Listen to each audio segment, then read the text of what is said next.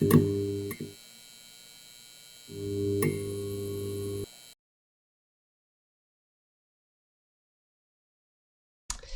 guys, Stuckaholics, thank you guys for being here today.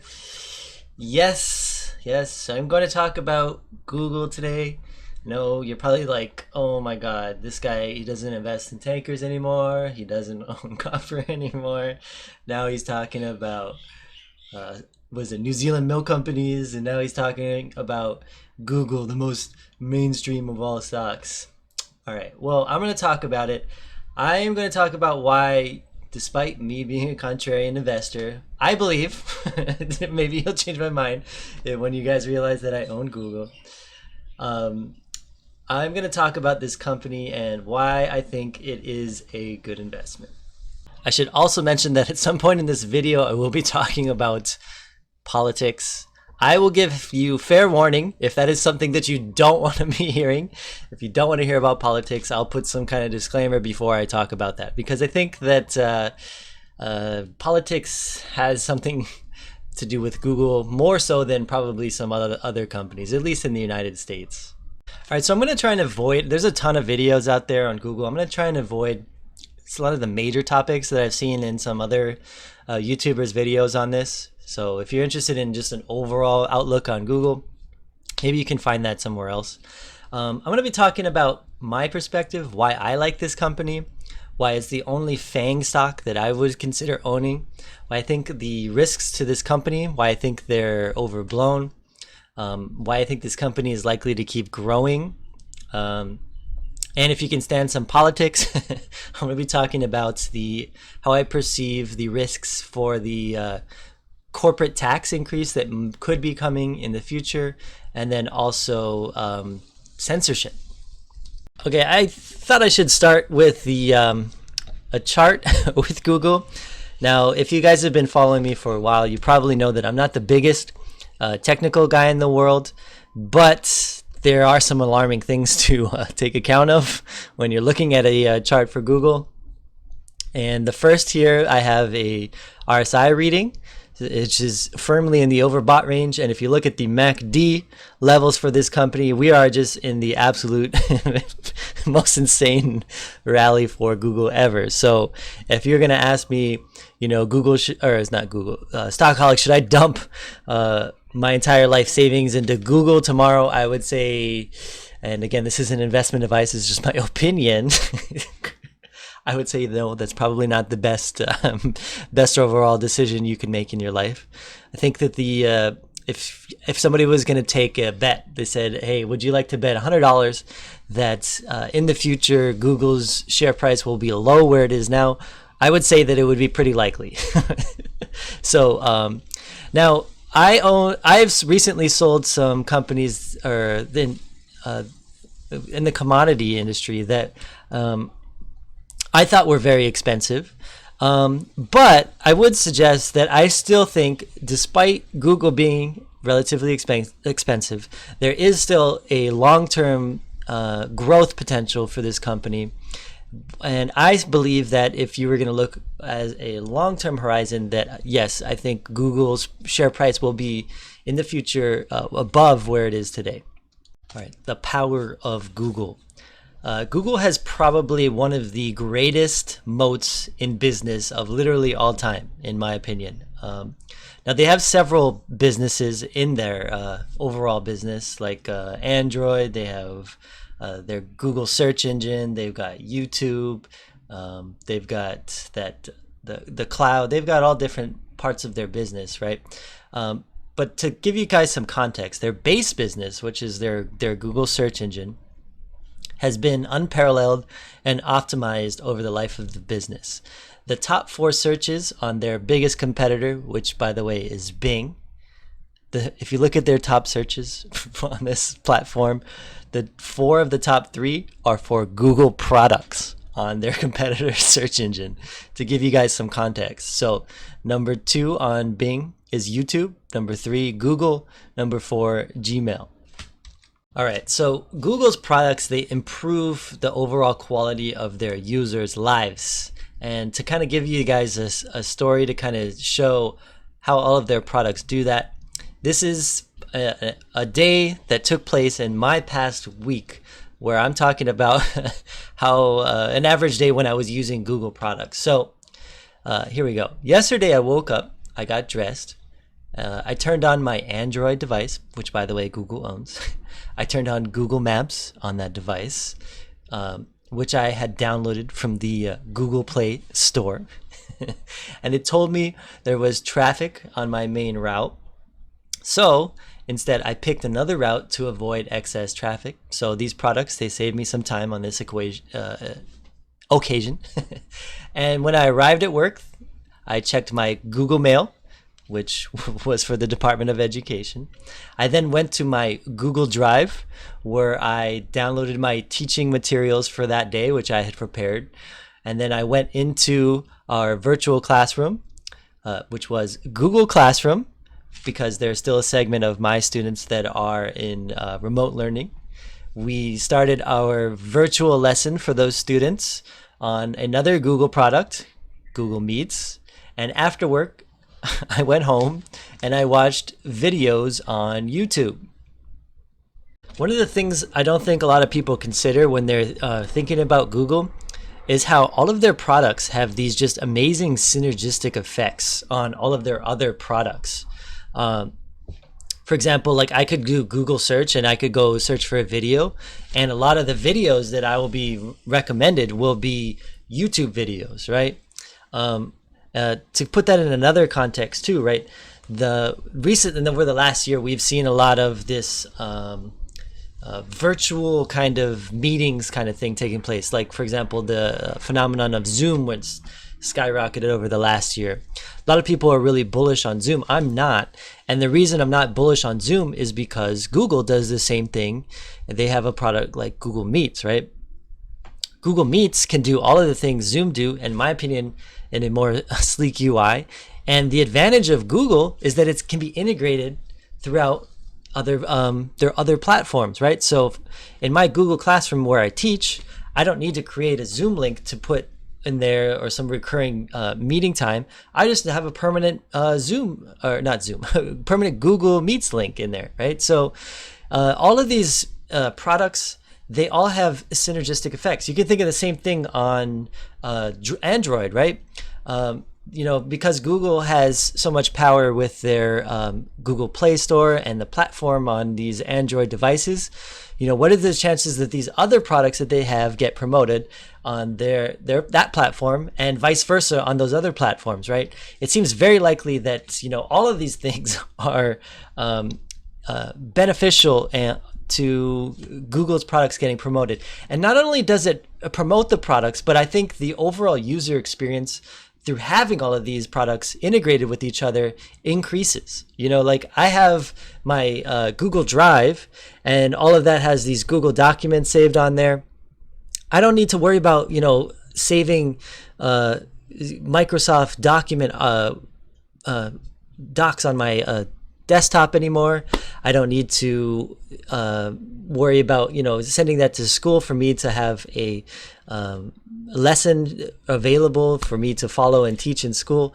All of these things just integrate with each other in such amazing ways. All right, so why would I only consider owning Google out of the other FAANG names, right? There's a lot of market hype around all of these as kind of a category, and I don't see any of them near the same quality or same caliber of a company as Google. And I'm going to kind of share why. Now, it doesn't mean other people can have differing views on this. These are just how I kind of see it. Yeah.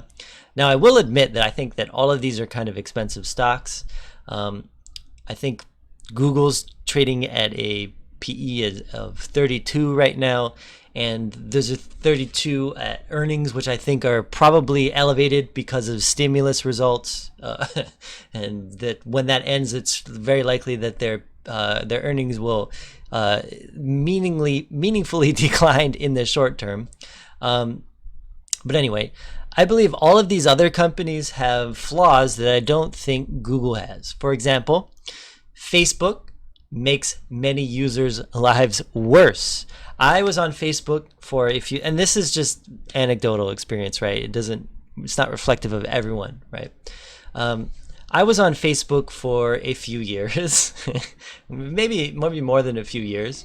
And while I was on there, I'd occasionally log in. I'd see what my friends on there, my family members were doing. And it just wasn't that interesting of an experience, right? And sometimes it was worse than an interesting experience. Like, for example, my on Facebook, I have who I consider to be a crazy uncle, and he's just always ranting about politics on there. It's politics, especially that I disagreed with. And there's pictures of food on there all the time that I wasn't interested in, and there's like Farmville and all these things that just were like completely either not interesting to me or just toxic in some way where I didn't want to be around that, right? So when I deleted my Facebook, the quality of my overall life increased. Now, if I was going to do the same thing and just completely uninstall all the Google from my life, all their Google products, the overall quality of my life would decrease, not like Facebook, right? Now, there's another company, Apple's in there. The one reason I'm not bullish on Apple so much is because I think Google is one of their major competitors, right? I think Android is very likely to continue taking market share from Apple. Amazon is another one of those. Great company. It has scale, but I don't think it really differentiates itself. I don't think it has the kind of synergistic effects that Google has.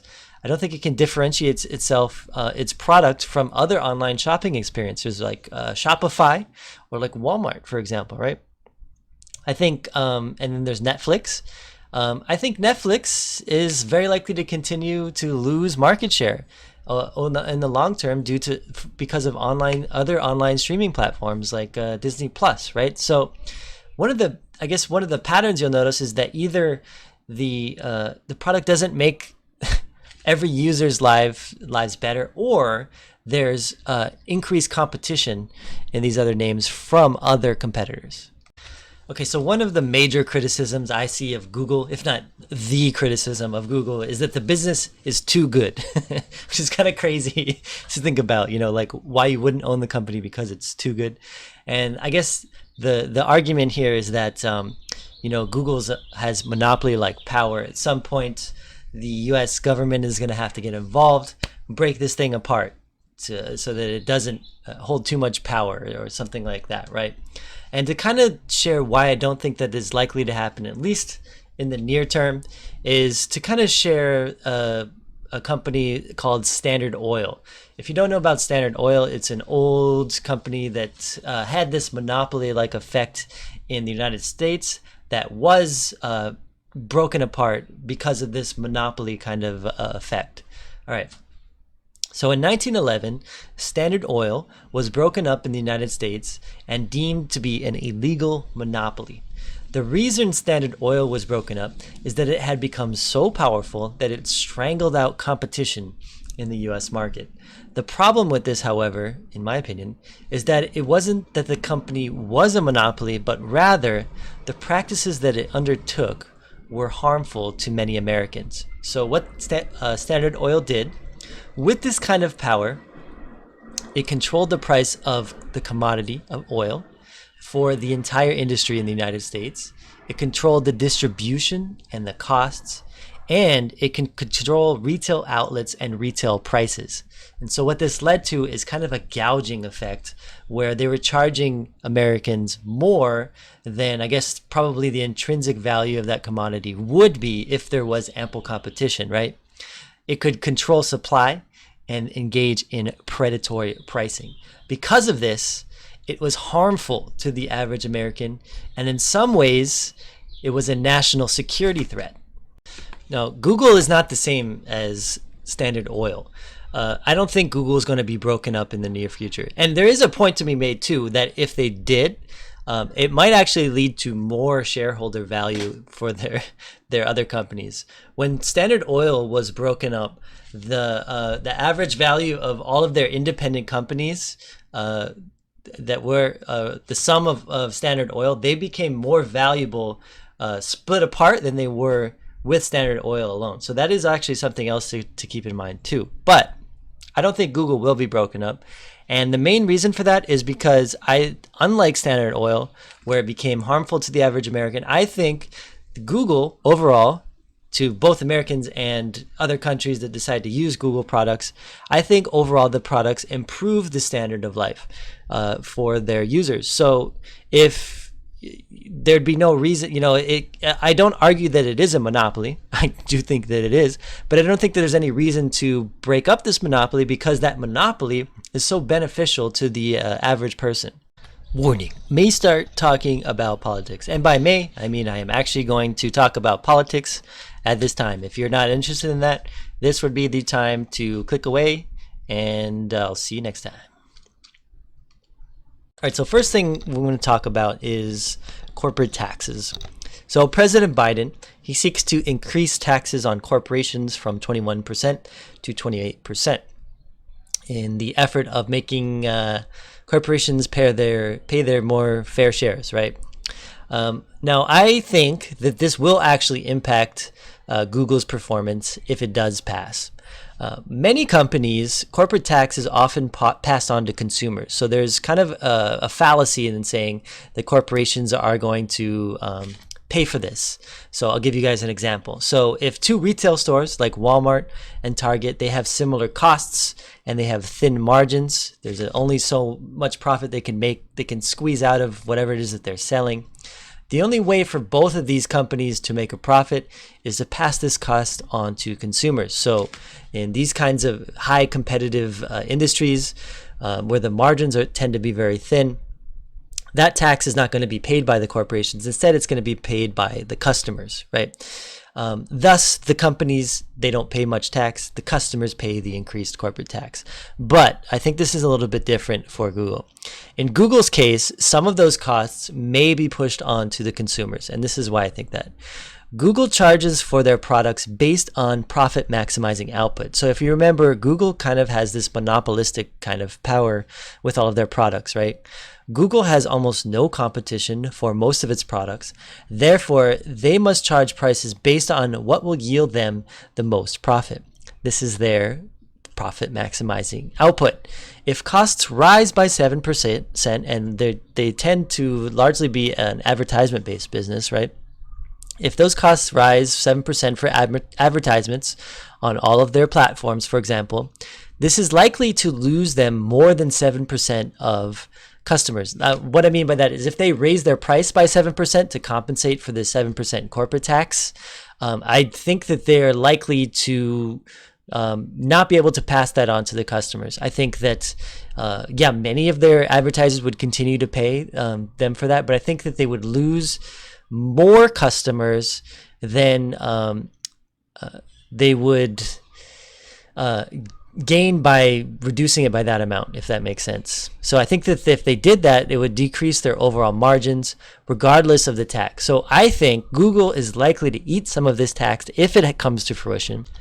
Now, I kind of find this a little bit irritating because the overall logic here is that, the corporation is going to pay the tax. But another way to think about this is, the corporation isn't paying the tax because Google, in this case, is a public company.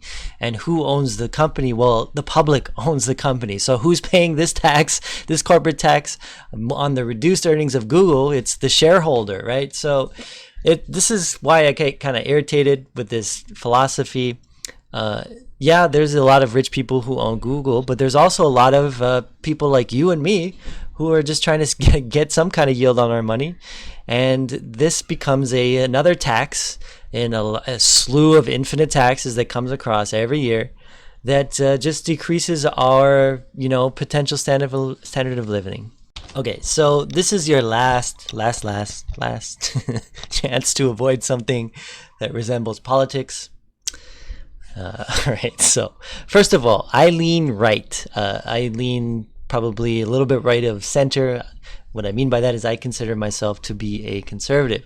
So the way I see that to mean is that I like as small a government as possible. I like a balanced budget. I like free speech. I believe, life involves some kind of risk, and that few, if any, social program should be supplied by the government.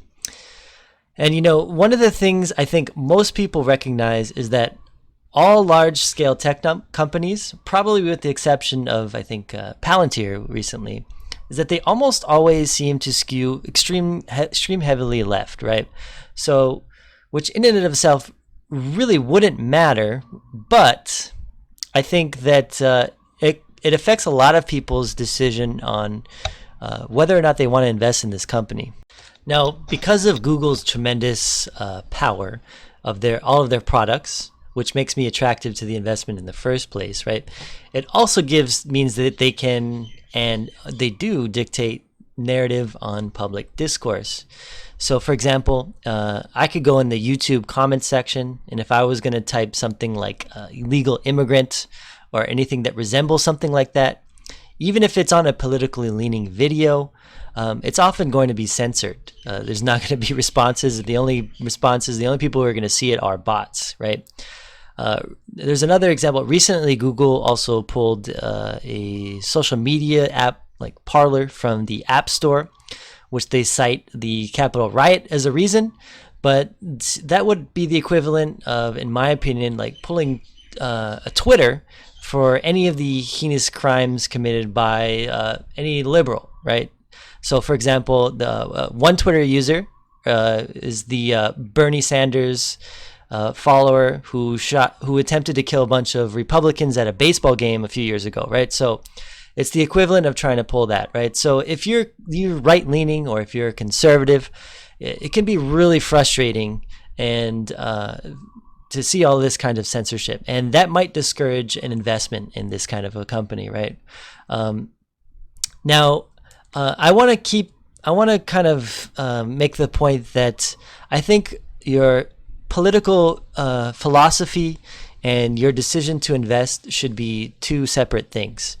In fact, I don't see this censorship as a threat in my investment decision in Google for two reasons.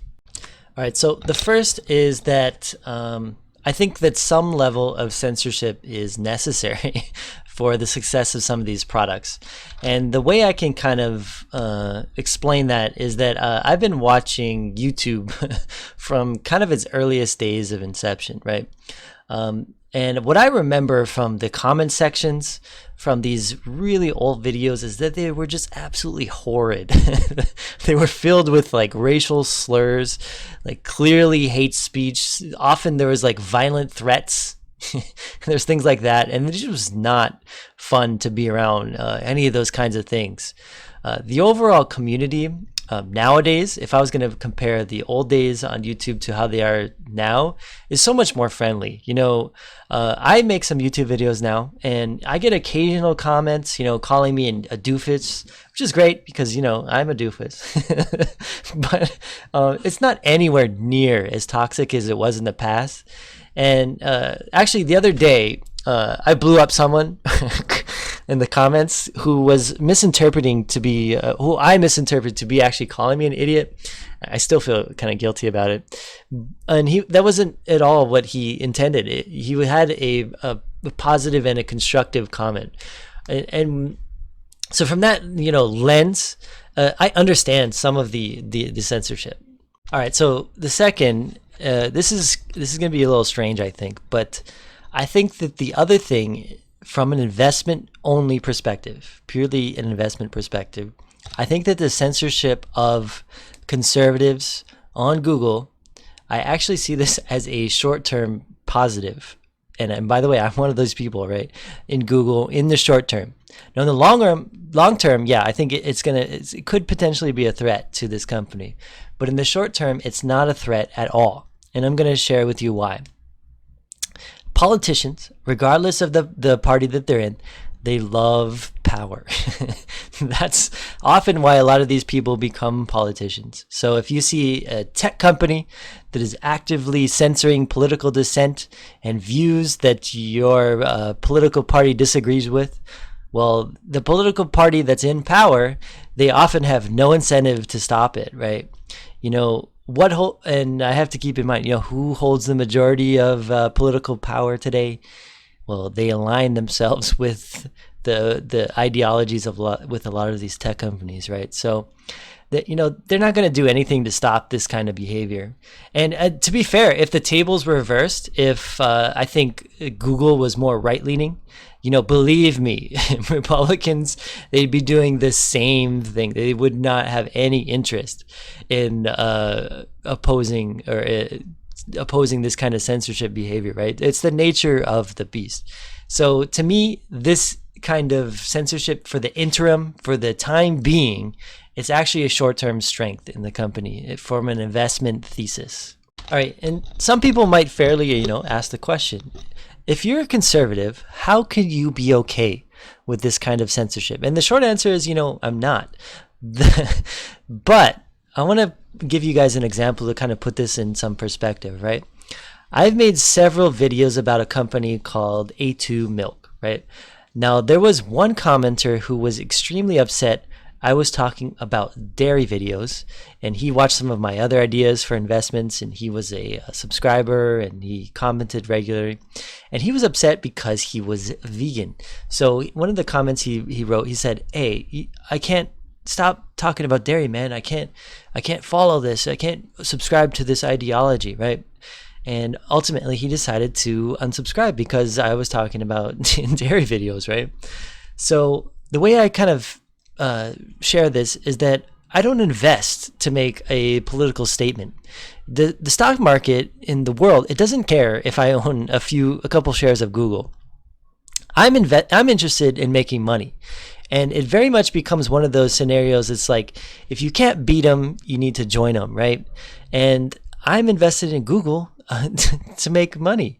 And, you know, that doesn't mean I'm going to, you know, stand up for my political views, stand up for what I think is right in all kinds of other ways.